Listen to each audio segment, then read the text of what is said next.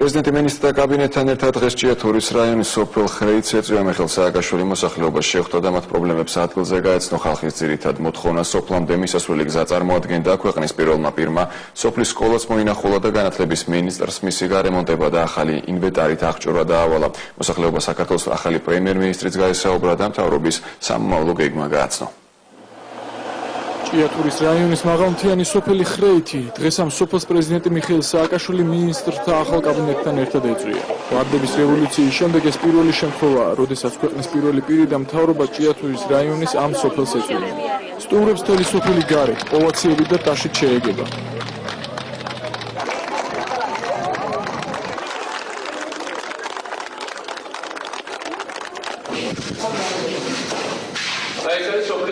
პირველი, რაც პრეზიდენტმა მოინახულა, ადგილობრივი სკოლა იყო.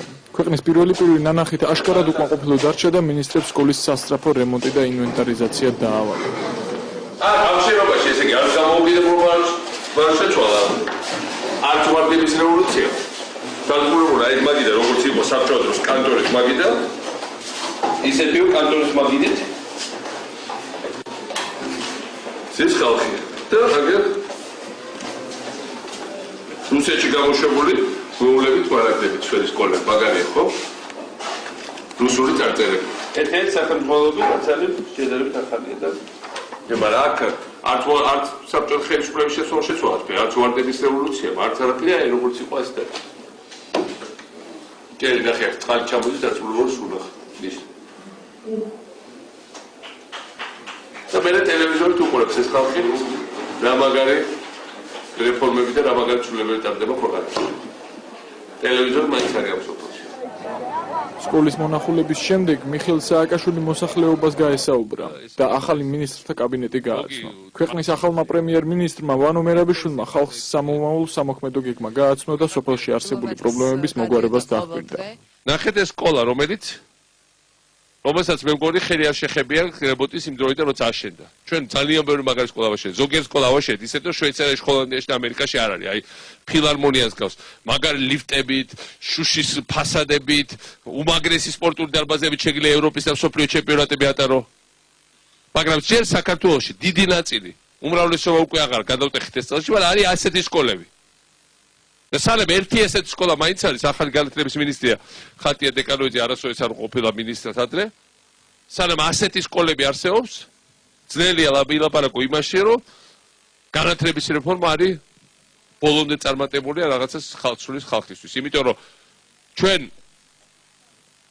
8 წელი გავიდა ვარდების რევოლუციის შემდეგ და მთელი თაობა გაიზარდა ამ სკოლაში, რომელსაც არაფერი გაუმჯობესება არ უნახავს.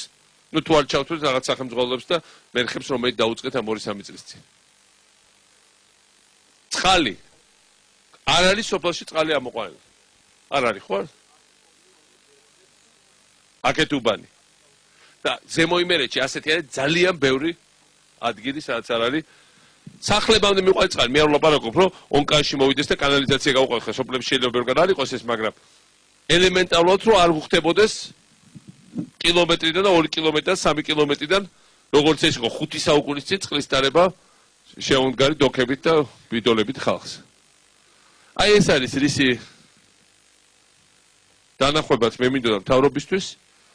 მინდა ვანოს გადავწე სიტყვა თქვას რამ თუ ისა და შემდეგ თქვენ მოგისმენთ ყველას. დიდი მადლობა ბატონო პრეზიდენტო.